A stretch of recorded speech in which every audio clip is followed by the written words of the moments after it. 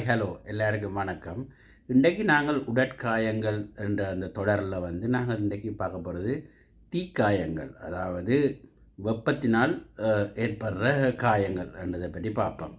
அப்போ தீக்காயங்கள் என்று சொன்னால், இப்போ தீக்காயங்கள் 6 விதமான வகையாக எங்களுக்கு தீக்காயங்கள் வரலாம். முதலாவது பொதுவாக உங்கள் எல்லாருக்கும் தெரியும் சுவாலை, அதாவது தீச்சுவாலை மூலம் ஏற்படுகிற காயங்கள். அடுத்தது நாங்கள் பார்த்தோம் என்று சொன்னால் இரசாயன பதார்த்தங்கள். இப்போ உங்களுக்கு தெரியும் அசிட், சரிதானே, அமிலம், அதே மாதிரி கேரம், மற்றது இந்த பெட்ரோலிய பொருட்கள், மற்றது அது மாதிரி வேறு இரசாயன பதார்த்தங்களால் உடலில் எரிவு ஏற்படலாம். அப்போ அப்படியான காயங்களை சொல்கிறது அதால் காயங்கள் ஏற்படும். அதை விட அதிக வெப்பநிலையுள்ள திரவங்கள்னு சொன்னால் இப்போ கொதிக்கும் எண்ணெய், மற்றது கொதிக்கிற நீர், சரிதானே. அப்போ அப்படியானதுகளால் ஏற்படுற காயங்கள் ஏற்படலாம். அதே மாதிரி அதிக வெப்பநிலையுடைய பொருட்கள், அதாவது உலோகப் பொருட்கள், இப்போ இரும்பு, மற்றது வேறு சூடான பொருட்களை தொடுவதன் மூலமாக, இப்போ உங்களுக்கு தெரியும், இப்போ இந்த மோட்டர் பைக் ஓடுறாக்களுக்கு நம்ம அந்த சைலன்சர் பேர்ன், சரிதானே, அப்படி வராது. அப்போ ஒப்ஜெக்டால் வரலாம். அடுத்தது ரேடியேஷன். இப்போ ரேடியேஷன் எங்களுக்கு பலவிதமான ரேடியேஷன்கள் இருக்குது. அதில் முக்கியமானது சூரிய கதிர். அப்போ சூரிய கதிர் எங்களுக்கு ரேடியேஷனை தான் படுகுது. அப்போ கடுமையான வெயிலில் போய்க்க அதுவும் சன்பேர்ன், அதாவது எரிகாயங்களை ஏற்படுத்தக்கூடியதாக இருக்கும். அடுத்தது மின்சாரம். இப்போ மின்சாரம் மூலமாகவும் எங்களுக்கு உடற்காயங்கள் ஏற்படுத்தும். அடுத்தது மின்னல். இப்போ இலங்கை போன நாடுகளில் உங்களுக்கு தெரியும் மின்னல் தாக்கம், அதுவும் ஒரு எரிகாயம் என்ற அடிப்படையில் தான் வரும். அப்போ இந்த 7 விதமாக ஒரு ஆளுக்கு எரிகாயங்கள் ஏற்படுது. அப்போ இப்படி எரிகாயங்கள் ஏற்படுறத நாங்கள் எவ்வாறு, இப்போ முக்கியம் இப்போ எரிகாயங்கள் வந்ததுன்னு சொன்னால் அதை அதால் எங்களுக்கு கணக்க பிரச்சனைகள் வரும். இப்போ ஒரு எரிகாயம் ஒன்று வரைக்குள்ள முதலாவது அந்த தோல் எவ்வளவு ஆழத்துக்கு போகுதுன்றதை பொறுத்து அவருக்கு ஒரு பெரிய புண்ணாக வரும். அந்த புண் மாறைக்குள்ள அது தழும்பாக மாறும், சரிதானே. அதை விட வலி இருக்கும். அதை விட அவற்றை அந்த உடற்செயற்பாடுகள் அந்த தழும்புகள் வாரதால் சில நேரம் கை கால்கள் மடிக்கலாமல் தொழில் செய்யலாமல் வரலாம். அதே மாதிரி அது சில நேரம் கடுமையான எரிகாயமாக இருந்தால் அது உயிரிழப்பையே ஏற்படுத்தக்கூடியதாக இருக்கும். அப்போ முக்கியம் எரிகாயம் வராமல் தடுக்கிறது தான் மிகவும் முக்கியம். அப்போ அந்த எரிகாயங்கள் வராமல் எவ்வாறு நாங்கள் தடுக்கலாம் என்று சொல்லி பார்ப்போம். அப்போ எரிகாயங்கள் இப்போ உங்களுக்கு தெரியும், எப்பயும் இந்த தீயிலிருந்து பாதுகாப்பதற்கு முன்னெச்சரிக்கை நடவடிக்கையாக நீங்கள் எங்கேயாவது ஒரு பப்ளிக் பில்டிங்ஸுக்கு போனீங்கன்னு சொன்னால், இல்லை ஒரு வெட்டிங் ஹாலோ அல்லது எங்கேயும் போனால் இப்போ உங்களுக்கு முதல் ஃபயர் எக்ஸிட், அதாவது அந்த தீ ஏற்படையில் தப்பி ஓடுறதுக்குரிய கதவு எங்கே இருக்குது என்றதை பார்க்க வேணும். இப்போ இலங்கையில் சில நேரம் அதற்குரிய அந்த அறிவுறுத்தல்கள் மிகவும் குறைவாக இருக்குது. ஆனால் இப்போ நீங்கள் ஒரு வளர்ந்த நாடுகளில் பார்த்தீங்கன்னு சொன்னால் அவைகள் எல்லா ஃபயர் எக்ஸிட் எல்லாம் வடிவாக மார்க் பண்ணியிருப்பினோம். அதாவது தீ ஏற்படும் போய்க்கு எந்த பாதையால் நீங்கள் வெளியில் போக வேணும், எங்கே எல்லோரும் ஒன்று கூடணும், அசம்பிளி பாயிண்ட் எல்லாம் மார்க் பண்ணியிருக்கும். அதே மாதிரி அந்த எல்லா பில்டிங்ஸும் ஃபயர் டோர்ஸ் இருக்கும். அதாவது இந்த கதவுகள் எரியும் பொழுதும் அந்த வெப்பத்தை தாங்கக்கூடிய கதவுகளாக இருக்கும். அதில் அந்த டோர்லேயே டைம் எல்லாம் போட்டிருக்கும். சில கதவுகள் 15 நிமிஷம் வெப்பத்தை தாங்கும், சிலது 30 நிமிஷம் வெப்பத்தை தாங்கும். அப்போ ஒரு அறைக்குள்ளே ஃபயர் வந்துட்டு சொன்னால் நீங்கள் உடனே என்ன செய்யலாம், அந்த அறையை விட்டு லீவ் பண்ணி ஃபயர் எக்ஸிட்டில் வெளியில் போய்க்க டோரை க்ளோஸ் பண்ணிவிட்டு போகணும். ஃபயர் டோர்ஸ் க்ளோஸ் பண்ணிவிட்டு போனீங்கன்னு சொன்னால் அப்போ அது உங்களுக்கு ஒரு ½ அந்த அறையிலேருந்து அடுத்த அறைக்கோ அல்லது அடுத்த பில்டிங்குக்கு அந்த எரிகிற நெருப்பு போடுறதை அதை தடுக்கும். அப்போ இவ்வாறு இதன் மூலம் அந்த தீ பரவுறதை நாங்கள் கட்டுப்படுத்தலாம். அதே மாதிரி வீட்டில் வந்து ஸ்மோக் அலாம் அல்லது ஃபயர் அலாம் வந்து போட்டிருக்கு. அப்போ அது வந்து 2 இப்போ ஒரு ஃபயர் அதை டெம்பரேச்சர் கூடுறதையும் வந்து டிடெக்ட் பண்ணும்.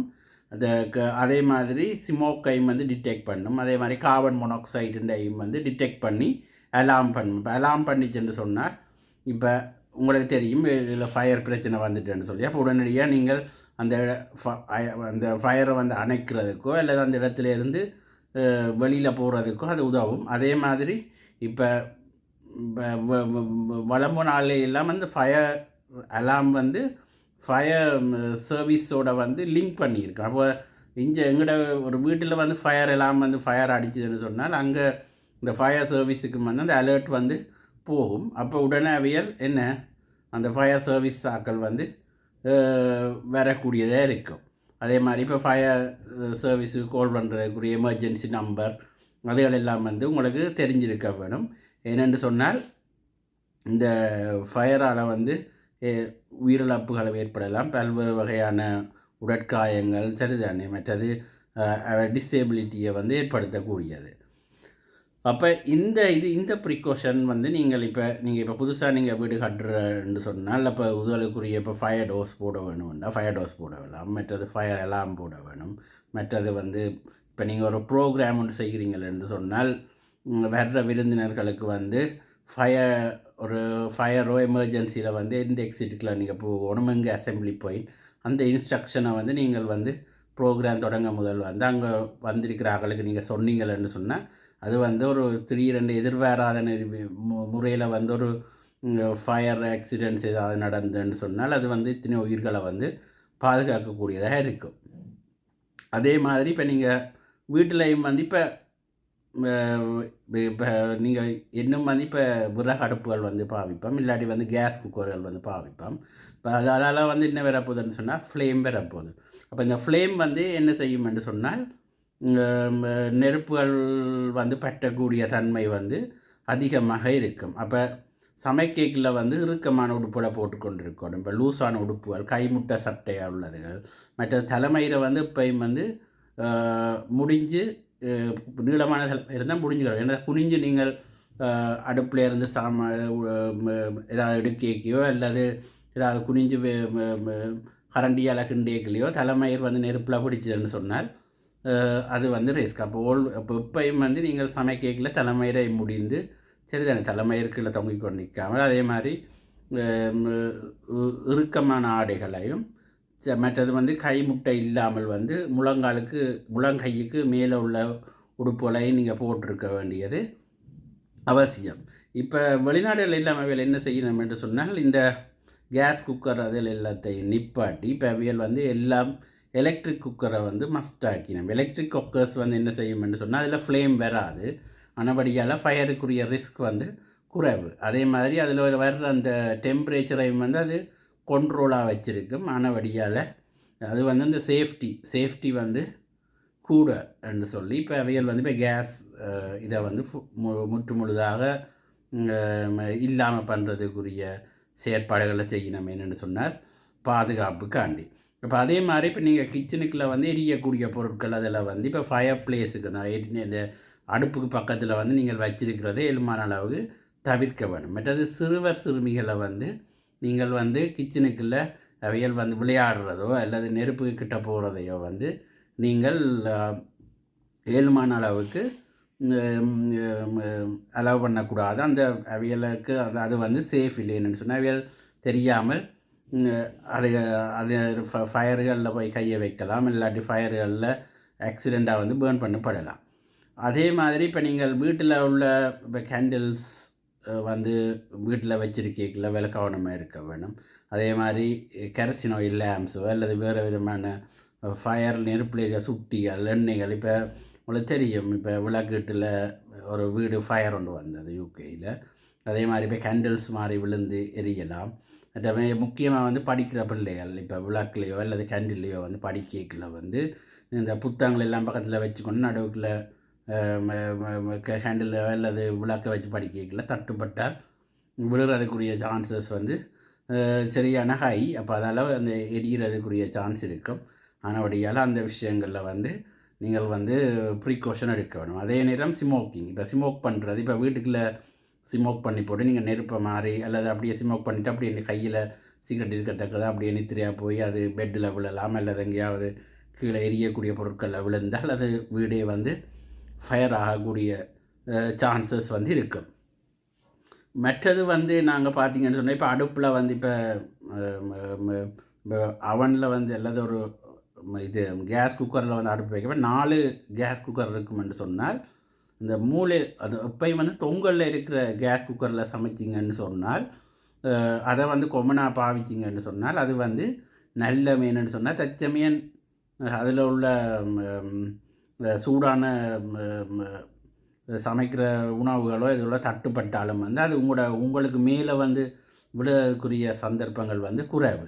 அதே மாதிரி இப்போ பேன் ஒன்றில் வந்து நீங்கள் சமைக்கல இந்த பேனுடைய ஹேண்டில் வந்து இப்போ உங்களுக்கு எதிராக மற்ற பக்கமாக திருப்பி வச்சிங்கன்னு சொன்னால் கை அங்கே இங்கே கொண்டு வைக்க மாறி ஹேண்டில் வந்து தட்டுப்பட்டு கொதிக்கிற வந்து சமையல் சாப்பாடுகளோ அல்லது தண்ணியோ வந்து மாறி வந்து தட்டுப்பட்டு ஊற்றுப்படுறதுக்குரிய சான்சஸ் வந்து குறைவே இருக்கும்.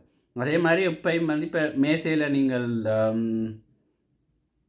சூடான உணவு வகைகளையோ அல்லது தேத்தண்ணியோ அல்லது ஏதாவது சுடு தண்ணியோ வைக்கல எப்பயும் விளிம்புகளில் வைக்கக்கூடாது. அப்படின்னு சொன்னால் தட்டுப்படுறக்கூடிய சான்ஸ் கூட. சின்ன பிள்ளைகள் வந்து ஈஸியாக போய் இழுக்கக்கூடிய உயரங்களில் வைக்கக்கூடாது. அதாவது உயரமான இடத்துல வைக்க வேணும். மற்றது இந்த டேபிள் க்ளாத் வந்து போட்டிருப்பீங்க, டேபிள் க்ளாத்தை வச்சுட்டு மேலே நீங்கள் சுடு தண்ணி ஒரு சூடான இப்போ சாப்பாடில் வச்சிங்கன்னு சொன்னால் சின்ன பிள்ளைகள் என்ன செய்யும்னு சொன்னால் தவண்டு போய் இந்த டேபிள் க்ளாத்தை இழுத்துச்சுன்னு சொன்னால் அது வந்து என்ன செய்யும், அதில் உள்ள சூடான சாப்பாட்டையோ இல்லை திரவத்தையோ தட்டுப்பட்டு ஊற்றி அந்த பிள்ளைகளுக்கு வந்து எரிகாயங்களை ஏற்படுத்தும். அப்படி வந்து நாங்கள் பார்த்துருக்கிறோம். பிள்ளைகள் வந்து அப்படி வந்திருக்கணும். அதே மாதிரி இப்போ வீடுகளில் வந்து இப்போ வெளியில் வந்து குப்பையில் எரிக்கிறது, மற்றது விறகுகளை போட்டு வெளியில் அடுப்பு வச்சு சமைச்சு போட்டு வடிவாக தண்ணி ஊற்றி அணைக்காமல் தணலை அணைக்காமல் அப்படியே விட்டால் இப்போ வெளியில் தெரியாது. ஏனென்று சொன்னால் அது அந்த சாம்பல் நீர் ஊற்றி இருக்கும், உள்ளுக்க வந்து தணல் இருக்கும். அப்போ சின்ன பிள்ளைகள் வந்து தெரியாமல் என்ன செய்யணும்னா அதுக்குள்ளே காலை வச்சு வேணும். ஆனால் இப்போ நீங்கள் வெளியில் ஏதாவது பாபிக்கு போடுறண்டாலோ அல்லது வெளியில் ஏதாவது சமைக்கிறண்டாலோ அல்லது குப்பையில் மூட்டி ஏதாவது எரிச்சாலோ அதில் ஏழுமான அளவுக்கு அதில் செய்யக்கூடாது. அப்படி செய்தாலும் செய்தொழியை வந்து அதை வந்து நீர் ஊற்றி வந்து அதை அணைச்சிட வேணும். இல்லாட்டிக்கு வந்து அதால் வந்து உங்களுக்கு ஆபத்து வரும். அதே மாதிரி இப்போ ஏதாவது இப்போ ஆசிட்டு அல்லது இப்போ கெமிக்கல்ஸ் மருந்து வகைகள், இப்போ தோட்டங்களுக்கு அடிக்கிற சில மருந்து வகைகள், சில ஆசிட்டுகள் அல்லது ஏதாவது கேர வகைகள் அப்படியானதெல்லாம் இருந்துன்னு சொன்னால் அதை தெளிவாக வந்து லேபிள் பண்ணி அது டேஞ்சர்ன்னு போட்டு சின்ன பிள்ளைகளுக்கு வந்து எடுக்க முடியாத இடங்களில் வந்து நீங்கள் வைக்க வேணும். இப்போ நீங்கள் மாறி கிச்சனுக்குள்ளே வந்து ஒரு ஆசிட் பாட்டிலை வச்சிங்கன்னு சொன்னால் அது கலரில் தண்ணி மாதிரி இருக்கும். சில நேரம் பெரிய ஆக்களே தெரியாமல் தண்ணி எண்ணெய் எடுத்து குடிச்சிடுவீங்க. மறுபடியும் அதை புரிம்பா டேபிள் பண்ணி ஈஸியாக அக்சஸ் பண்ணி இல்லாத இடங்களில் வந்து வைக்க வேணும். அடுத்தது வந்து நாங்கள் பார்த்தோம்னு சொன்னால் இப்போ சன்பேர்ன் வந்து முக்கியமாக வந்து வெயில் காலங்கள்லேயே வந்து இருக்குது. அதுவும் சின்ன பிள்ளைகள். அப்போ சின்ன பிள்ளைகளோ அல்லது பெரிய ஆக்களோ இப்போயும் வெளியில் போய்க்க சன்பேர்னுக்குரிய ரிஸ்க் இருக்குது. டெம்பரேச்சர் வந்து சரியான கூடன்னு சொன்னால் சன்க்ரீம் போட வேணும். மற்றது தலைக்கு வந்து நல்லா கவர் பண்ணக்கூடிய தொப்பியோ அல்லது குடையோ வந்து பிடிக்கணும். மற்றது உடம்பை வந்து மூடக்கூடிய மாதிரி ஆடைகளை அணிஞ்சு கொண்டு போனீங்கன்னு சொன்னால் அந்த சன்பேர்ன்கள்லேருந்து உங்களை வந்து பாதிக்கக்கூடியதாக இருக்கும். மற்றது வந்து பொதுவாக ஏற்படக்கூடியது வந்து மின்சாரம். அப்போ மின்சாரத்தால் வந்து எரிகாயங்கள் ஏற்பட தவிர்க்கிறதுக்கு நீங்கள் வந்து அந்த சேஃப்டி சாக்கெட்ஸ் போட வேணும். மற்ற சின்ன பிள்ளைகளுக்கு வந்து அக்சஸ் பண்ணிடாத இடங்களில் வந்து அந்த ப்ளக்ஸுகள் வயர்கள் அதில் வைக்க வேணும். மற்ற இரவில் வந்து மொபைல் ஃபோனை சார்ஜ் பண்ணி தலைமாட்டில் வச்சுட்டு படுக்கக்கூடாது. ஏனென்றால் அதுகள் பேட்டரிகள் வந்து வெடித்து எரிவை ஏற்பட ஃபயரை வந்து ஏற்படுத்தலாம். அடுத்தது முக்கியமான இன்னொரு விதமாக எரிகாயங்கள் ஏற்படலாம். யாருக்குன்னு சொன்னால் இப்போ ஏதாவது நரம்பு பாதிப்பு, டயபெட்டிக் உள்ளாக்கள் அல்லது ஏதாவது ஒரு நரம்பு சம்பந்தமான பிரச்சனைகள் அவைக்கு வந்து கால் கையில் வந்து உணர்ச்சிகள் வந்து குறைவாக இருக்கும் என்று சொன்னால் இப்போ அவைகள் வந்து விலகணுமாக இருக்கணும். எஸ்பெஷலி வந்து இப்போ வயசு போனாக்கள் எல்லாம் சின்ன பிள்ளைகளுக்கு வந்து நீங்கள் குளிக்க வாக்கிக்கல. இப்போ சுடு தண்ணியில் குளிக்க வாக்கிக்க என்ன நடக்கும்னு சொன்னால் நேரம் சரியான சூடான தண்ணியில் வந்து நீங்கள் குளிக்க வாக்குறதுக்குரிய ரிஸ்க் வந்து இருக்குது. அப்போ இப்போ கையால் தொட்டு பார்த்தாலும் சின்ன வந்து சூடு தெரியாது. என்னென்னு சொன்னால் அவைக்கு இப்போ டயபெட்டிக் இருக்க அவைக்கு தெரியாது. அது இப்போ அதே மாதிரி தான் அவையல் வந்து சில நேரம் இப்போ சரியான வெயில் சூடான உள்ள தேர் ரோட்டில் சில நேரம் அவையல் சிம்பிளாக நடந்து போவி. நம்ம என்னென்னு சொன்னால் அவை காலில் உணர்ச்சி இருக்காது. அப்போ வந்து அந்த தேர் வந்து கொதித்து கொண்டு இருந்தாலும் கூட தெரியாது, நடந்து போயினோம். ஆனால் இப்போ இந்த அடுத்த நாள் நீங்கள் பார்த்தீங்கன்னு சொன்னால் காலில் பொக்களம் வந்து எரிகாயம் வந்திருக்கும். அதே மாதிரி இப்போ சுடு தண்ணியில் வந்து அவையல் குளிப்பினோம். சுடு தண்ணியில் குளிக்க அது சரியான சூடான தண்ணியில் குளிப்பினோம் அவைக்கு தெரியாமல் இருக்கும். அல்லது கையில் தொட்டு பார்ப்பினா கையில் காலில் வந்து அந்த பெரிஃபெரல் நியூரோபதியின் அந்த உரைப்பு இருக்கிறதால வந்து சூடு தெரியாது. உடம்புல ஊற்றினோன்னா உடம்புல எரிஞ்சு சுடு தண்ணியால் வந்து சூடாகிடும். அதாவது காயங்கள் வந்து வெறப்பாக்கும். அப்போ இப்படியான முறைகள் மூலம் அப்போ அதெல்லாம் வந்து டெம்பரேச்சரை வந்து செக் பண்ணி பார்த்து அல்லது வேறு உதவியை கேட்டு டெம்பரேச்சரை செக் பண்ணி பார்த்து நீங்கள் போக வேணும். அதே மாதிரி டயபெட்டிக் உள்ளாக்கள் வந்து ரோட்டில் வந்து நடந்து போய்க்கல கவனமாக இருக்கணும். செருப்புகள் அதில் போட்டு சரிதானே நல்ல வெயிலான நேரங்களில் வருங்காலோட போகிறது அதில் வந்து தவிர்க்க வேணும். அடுத்தது வந்து ஒரு தீக்காயம் வந்து இப்போ ஏற்படுதுன்னு சொன்னேன். இப்போ வீட்டில் உங்களுக்கு ஒரு தீக்காயம் ஏற்படுதுன்னு சொன்னால் இப்போ அதை வந்து நாங்கள்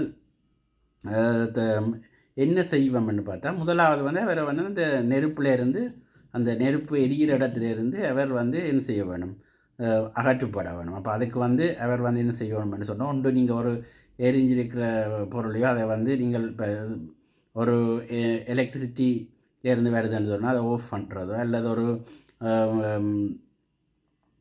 கேஸ் குக்கர்லேருந்து வருதுன்னா கேஸ் ஆஃப் பண்ணுறது அவர் வந்து அந்த இருந்து அப்புறப்படுத்தணும். பயந்து ஓடி இப்போ எரிஞ்ச உடனே அவர் பயத்தில் என்ன செய்யணும்னு தெரியாமல் ஓடுவினா ஓடினா வந்து இப்போ வந்து அது இன்னும் கூட எரியும். அதனுடைய உடனே அவையில் சொல்லி நிலத்தில் விழுந்து சரிதானே ரோல் பண்ணுறா உருளலாம்.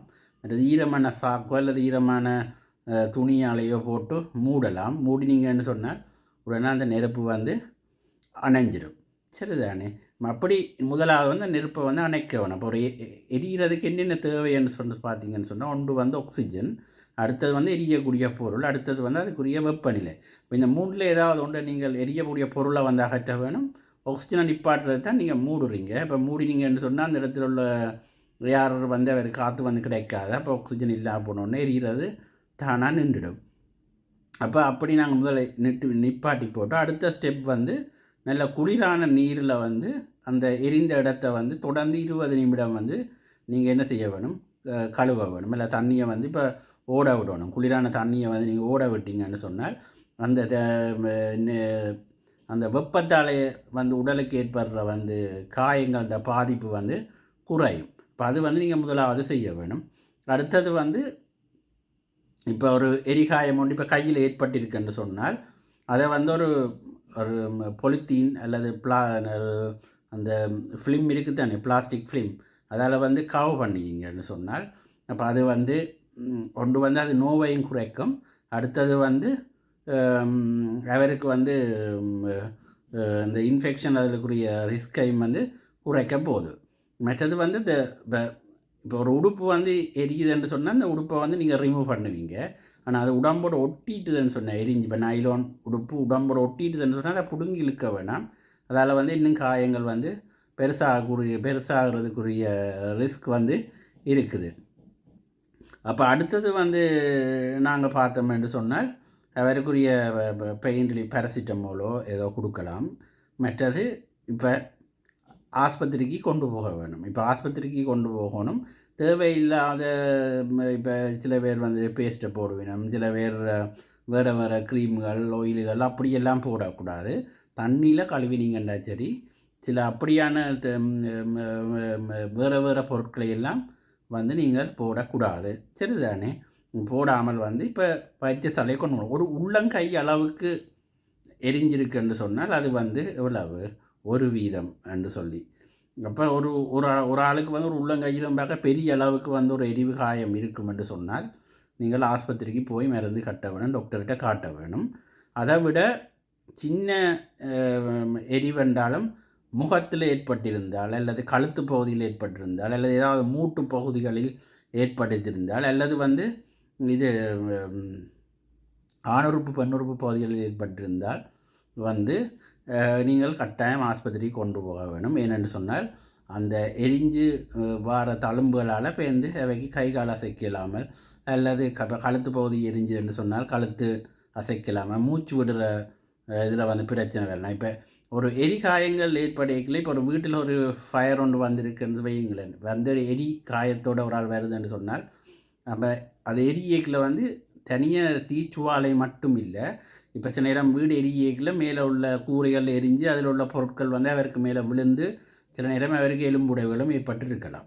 சரிதானே. அதே மாதிரி அந்த அவர் வந்து அந்த புகையை சுவாசிக்கிறதால அவருக்கு அந்த சுவாச தொகுதியிலையும் வந்து அது வந்து பாதிக்கப்பட்டிருக்கலாம். அதே மாதிரி இப்போ குறை தகனம் வந்து நடக்கல கார்பன் மோனாக்சைடு அப்படியான பொருட்கள் வந்து உருவாகும். அது வந்து போய் அதில் சுவாசிக்க அது ரத்தத்தில் பாதிப்பு ஏற்படுத்தி அவருக்கு இந்த ஆக்சிஜன் உடம்புக்கு போகிற அளவையும் கூட பாதிக்கலாம். அப்போ தனியாக தீச்சுவாலையால் மட்டும் இல்லை, ஒருத்தர் வந்து இப்போ ஒரு நெருப்பில் வந்து ஒருத்தர் மாட்டுப்பட்டிருக்க அவருக்கு இப்படியான மற்ற இதழாலையும் வந்து பிரச்சனை இருக்கும். ஆனபடியால் இப்போ ஒரு அவர் வந்து நீங்கள் ஆஸ்பத்திரி கொண்டு போனால் அவையில் அது எல்லாத்தையும் பார்ப்பினா சுவாசிக்கிறதுக்கு ஏதாவது பிரச்சனை இருக்குதா அல்லது உள்ளுக்கு சுவாச தொகுதியில் ஏதாவது பாதிப்பு ஏற்படக்கூடிய அறிகுறி இருக்குதா அல்லது ஏதாவது அவர் இந்த எரிஞ்ச பில்டிங்குக்குள்ளே இருந்து அவர் ஏதாவது பொருட்களால் வந்து அவருக்கு அடிபட்டு ஏதாவது உடைவுகள் அல்லது வேறு காயங்கள் ஏதாவது ஏற்பட்டிருக்கான்னு சொல்லி அவைகள் எல்லாத்தையும் வந்து செக் பண்ணி பார்ப்பினோம். அப்போ இதில் வந்து நாங்கள் அப்போ இவ்வளவு வந்து நீங்கள் வீட்டை செய்வீங்க, வீட்டை செய்துட்டு ஒன்று ஆஸ்பத்திரிக்கு கொண்டு போக வேணும்.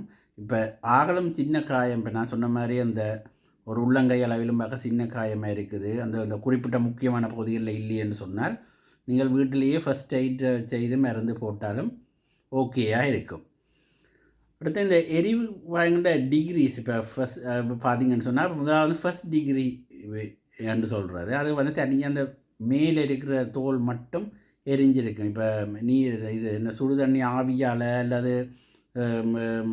ஏற்படுற சின்ன எரிவுகள் இருக்குது தானே, அல்லது சின்ன சன்பேனால் வர எரிவுகளில் வந்து அந்த மேல் தோல்ன்ற மேற்பகுதி மட்டும் வந்து பாதிக்கப்படும். அப்போ அவைக்கு வந்து பொதுவாக வந்து தழும்பல் ஒன்றும் வராது, அது வந்து ஈஸியாக வந்து மாறிடும். அடுத்தது வந்து செகண்ட் டிகிரி என்று சொல்கிறது, ஆனால் முதல்ல ஃபஸ்ட் டிகிரி வந்து சரியான நோவாக இருக்கும், வலி கூடவே இருக்கும். செகண்ட் டிகிரி என்று சொன்னால் அது அந்த மேல் தோல்லேருந்து உள்தோல் மட்டும் போயிருக்கும், அதுவும் வந்து சரியான பெயின்ஃபுல்லாக இருக்கும். மற்றது அது வந்து கூட எரிஞ்சிருக்கும், சுவப்பாக இருக்கலாம் அல்லது சுவப்பாக இருக்கும், அமர்த்தினா வந்து வெள்ளையாக வரும். அடுத்து தேர்ட் டிகிரி பேர்ன்ஸ்ன்னு சொன்னால் வந்து இன்னும் ஆழமாக போய் தோல் முழுக்க எரிஞ்சிருக்கும், தோல் முழுக்க எரிகிறதால அங்கே நரம்பும் வந்து எரிஞ்சிடும். அப்போ வேறு நல்ல ஆழமான எரிகாயமாக இருந்தாலும் அவைக்கு தெரியாது. இப்போ சிம்பிளாக நார்மலாக இருப்பினோம், ஆனால் அது உண்மையில சரியான ஆழமான காயம், அது வந்து ரப்பர் மாதிரி வெள்ளையாக இருக்கும் அந்த எரிஞ்ச இடம். சரிதானே. அமர்த்தினாலும் அவைக்கு இருக்காது, இப்படி சிவப்பாயும் இருக்காது, ஆனால் அது வந்து ஆழமான எரிகாயம். இப்போ அப்படி எரிகாயம் இருக்கும் என்று சொன்னால் நீங்கள் கட்டாயம், இப்போ ஆழமான காயமாக இருந்தாலும் கட்டாயம் வந்து நீங்கள் ஆஸ்பத்திரிக்கு போக வேணும்.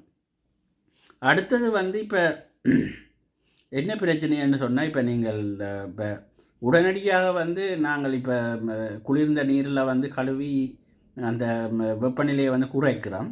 அப்போ எரிஞ்சா பிறகு இப்போ எரிஞ்சு இப்போ ஒரு இப்போ நிறைய ஒரு பெரிய ஒரு ஏரியா ஒரு கிட்டத்தட்ட ஒரு 50% எரிஞ்சிட்டேன்னு வையுங்கிறேன். அப்போ 50% எரிஞ்சிட்டேன்னு சொன்னால் அந்த எரிஞ்ச ஏரியாக்களால் பிரச்சனைகள் வரும். ஒன்று வந்து அந்த எரிஞ்ச ஏரியாக்களால் வந்து நிறைய நீர் இழப்பு ஏற்படும். அப்போ அதுக்கேற்ற மாதிரி அவருக்கு வந்து நிறைய தண்ணி வந்து கொடுக்க வேண்டியிருக்கும். அதை வந்து நாங்கள் செலைன் அப்படி தான் கொடுக்க வேண்டியிருக்கும். அதே மாதிரி அந்த எரிந்த தோல் இழந்த தோல் பகுதிக்கால வந்து அவர் வந்து இந்த வெப்பத்தையும் வந்து இழப்பார். அப்போ கரநேரம் நீங்கள் அப்படியே எரிஞ்ச காயத்தோடு அவரை விட்டீங்கன்னு சொன்னால் அவருக்கு சரியாக வெப்பநிலை குறைஞ்சு அதால் வந்து அவருக்கு பிரச்சனை. அப்போ அதால் வந்து அவையில் வந்து அப்படி எரிகாயம் நீங்கள் ஆஸ்பத்திரி போனால் பிளாங்கெட்டால் கவர் பண்ணி அந்த டெம்பரேச்சரை வந்து மெயின்டைன் பண்ணியிருக்கோம். அடுத்த ரிஸ்க் வந்து என்னென்னு சொன்னால் இன்ஃபெக்ஷன். இப்போ பெரிய ஒரு ஏரியாவில் வந்து தோல் வந்து இழக்கப்பட்டுடுதுன்னு சொன்னால் அதுக்கெல்லாம் ஈஸியாக வந்து கிருமிகள் போய் அவருக்கு வந்து இன்ஃபெக்ஷன் வந்து ஏற்பட பார்க்கும். அதை விட நாங்கள் ஆல்ரெடி நாங்கள் பார்த்த நாங்கள் இப்போ சுவாச தொகுதிகள் அதுகள்லையும் வந்து அவருக்கு டேமேஜ் இருக்கலாம். அதே மாதிரி சில நேரம் கெமிக்கல் இப்போ அசிட்டோ அல்லது இதையோ வந்து அவையல் குடிச்சிருந்தோம்னு சொன்னால் அது வந்து உணவு கால்வாய் தொகுதியையும் வந்து பாதிக்கலாம். அது அதே மாதிரி சில பேருக்கு இப்போ கண் அதுகளில் பட்டிருந்தால் கண்களில் எரிஞ்சு அதுக்கு கண் பார்வையை வந்து பாதிக்கக்கூடிய மாதிரியும் இருக்கும். அப்போ அதற்கெல்லாம் முக்கியம் வந்து தண்ணியால் வந்து இரிகேட், அதாவது கழுவுறது சரி தானே. குறைஞ்சது வந்து 20 நிமிஷமாவது நீங்கள் கழுவ வேணும். மற்றது இப்போ ஆஸ்பத்திரிக்கு ஒரு எரிஞ்ச ஒரு ஆள் வந்து போயிட்டாருன்னு சொன்னால் அங்கே வந்து இது வந்து இப்போ மல்டி டிசிப்ளினரி டீம், அதாவது பல விசேட நிபுணர்கள் வந்து இணைந்து தான் வந்து இதை வந்து ஒரு பெரிய ஒரு தீவிரமான எரிகாயங்கள் என்று சொன்னால் ட்ரீட்மெண்ட் வந்து செய்ய வேண்டி இருக்கும். இப்போ நார்மலாக வந்து எப்படி பார்க்குறேன்னு சொன்னால் போய் எரிகாயத்தால் இவ்வளவு உயிரிழப்பு ஏற்படக்கூடிய சந்தர்ப்பம் இருக்குன்னு சொன்னால் இப்போ ஒரு ஆளுக்கு வந்து 50% எரிஞ்சிருக்குது, அவற்ற வயசு வந்து 50ண்டா அது எரிஞ்ச வீதத்தையும் அவற்ற வயசையும் வந்து நீங்கள் கூட்டினீங்கன்னு சொன்னால் அப்போ 50 50 100 ஒரு 50 வயசு ஆளுக்கு ஒரு அரைவாசி உடம்பு எரிஞ்சிருந்துன்னு சொன்னால் அவர் 100% வந்து ரப்புறதுக்குரிய சான்ஸ் வந்து இருக்குது. அப்போ 50 50 100% அவர் சாங்க. அதே மாதிரி ஒரு 30 வயசு ஒரு ஆளுக்கு 10% எரிஞ்சிருக்கு. இப்போ 10% என்று சொன்னால் இப்போ நார்மலாக வந்து ஒரு கை முழுக்க எரிஞ்ச அளவுக்கு அல்லது என்ன ஒரு நெஞ்சு பகுதினா முன்பகுதி மட்டும் எரிஞ்ச அளவுக்கு இப்போ அவ்வளோ காயம் இருந்துன்னு சொன்னால் அப்போ அவர் 10%. அப்போ 10% எரிஞ்ச ஒரு ஆளுக்கு அவருக்கு 30 வயசுன்னு சொன்னால் இப்போ அவருக்கு உயிர் ஆபத்து வந்து 40% இருக்குது. 10 சக 30 40% இருக்குது. அப்போ ஆனால் அதுக்கு வந்து நீங்கள் உடனடியாக வைத்தியசாலைக்கு போய் அதுக்குரிய ட்ரீட்மெண்ட் எடுத்தால் வந்து உயிரிழப்புகளை வந்து தடுக்கக்கூடியதாக இருக்கும். அப்போ அங்கே போகணுன்னா அவைகள் வந்து இப்போ பிளாஸ்டிக் சர்ஜன் இருப்பினோம் சரி தானே, ஜென்ரல் சர்ஜன்ஸ் இருப்பினோம். இப்போ அதே மாதிரி இப்போ இந்த பேர்ன் இதாக வைக்க சரியான ஸ்ட்ரெஸ்ஃபுல்லாக இருக்கும் அவைக்கு. மற்ற சில நேரம் அவைய சூசைடு. இப்போ இது வந்து இப்போ பேர்ன் எரிகிறன்றது வந்து 3 வகையானதாக நடக்கலாம். ஒன்று வந்து ஆக்சிடெண்ட்டாக இருக்கலாம், அடுத்தது வந்து சூசைடாக இருக்கலாம், அடுத்தது வந்து ஹோமிசைட் இன்னொரு ஆள் வந்து அவரை எரிச்சிருக்கலாம். ஏதாவது ஒரு வீட்டில் உள்ள பிரச்சனையோ இல்லை ஏதாவது ஒன்றால் வந்து இன்னொரு ஆள் வந்து அவருக்கு தீ மூட்டி இருக்கலாம், அல்லது அவரே தனக்கு தீ மூட்டி இருக்கலாம், அல்லது வந்து ஆக்சிடெண்ட்டாக நடந்திருக்கலாம். அப்போ ஆனபடியால் இப்போ இது அவருக்கு வந்து மனநல வைத்தியர்ன்ற ஆலோசனைகள் வந்து தேவைப்படும். அதே மாதிரி இப்போ ஐசியூவில் அட்மிட் பண்ணியிருந்தால் ஐசியூ சம்மந்தமான டாக்டர்ஸ், அனஸ்தட்டிக் டாக்டர்ஸ் அவைண்ட இப்போ சுவாசத்தில் பிரச்சனை இருந்துன்னு சொன்னால் அந்த ரெஸ்பிரேட்டரி சுவாசம் சம்மந்தமான ஸ்பெஷலிஸ்ட், அதே மாதிரி அனஸ்தட்டிக்ஸ் டாக்டர்ஸ், சில நேரம் இந்த மூச்சு குழாய்கள் ஏதாவது பிரச்சனை இருந்தால் அவைக்கு வந்து அந்த இஎன்டி டாக்டர்ஸ் வந்து டியூப் போட வேண்டி இருக்கும். மற்றது அவைக்குரிய இப்போ பேர்ன் வந்து ஒரு பெரிய ஏரியாவில் வந்து எரிவு இருந்துன்னு சொன்னால் அப்போ அவ்வளோ புண்ணும் மாறுறதுக்கு வந்து நிறைய சக்தி வேணும். அப்போ அதுக்குரிய நியூட்ரிஷன் சம்மந்தமான ஸ்பெஷலிஸ்ட் வந்து ஈடுபட வேண்டி இருக்கும். மற்றது வந்து மெடிக்கல் லீகல், அதாவது ஜேஎம்ஓ என்னென்னு சொன்னால் இது வந்து சூசைடாக சில நேரங்களில் உங்களுக்கு என்னென்னு தெரியாது. இப்போ அவைகள் சொல்லவினா ஆக்சிடென்ட் என்று சொல்லி, ஆனால் உண்மையில் சில நேரம் அது வந்து சூசைடாக இருக்கலாம், அல்லது யாராவது ஒரு ஆள் வந்து அவரை கொலை செய்ய முயற்சி இருக்கலாம். இதில் வந்து முக்கியமாக வந்து நாங்கள் கவனமாக இருக்கணும் யாருலைன்னு சொன்னால் வலனபிள் குரூப்ஸ், அதாவது சிறுவர்கள், மற்றது வயது முதிர்ந்தவர்கள், மற்றது ஏதாவது அவருக்கு உடல் நல குறைபாடு உள்ள ஆக்களுக்கு வந்து இப்படி ரிஸ்க் வந்து இருக்குது. அப்போ அவையில் வந்து நாங்கள் பார்க்கணும் யாராவது வேணுமென்று செய்தவையான்னு சொல்லி.